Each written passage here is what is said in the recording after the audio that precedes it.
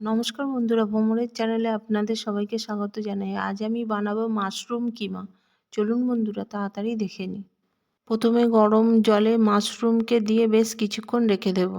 কড়াই গরম হলে তেল দিয়ে সরু করে কেটে রাখা পেঁয়াজকে ব্রাউন করে ভেজে নেব। ঠান্ডা হয়ে গেলে মাশরুমকে 4 টুকরো করে কেটে নেব।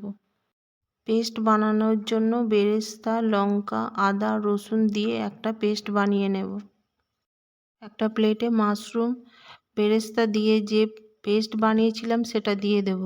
হলুদ গুঁড়ো, লাল লঙ্কার গুঁড়ো, জিরে গুঁড়ো, ধনে গুঁড়ো, চিকেন মশলা, চাইনিজ মশলা দিয়ে সবাইকে ভালো করে মিক্স করে নেব। দই আর স্বাদ মতো নুন দিয়ে আরও একবার মিক্স করে নেব। একই কড়াইতে তেল দিয়ে গোটা জিরেকে একটু ভেজে নেব। এরপর কড়াইতে দিয়ে একটু নাড়াচাড়া করে নেব। কুসুম গরম জল দিয়ে দেব। ধনেপাতা দিয়ে একটু নাড়াচাড়া করে নেব।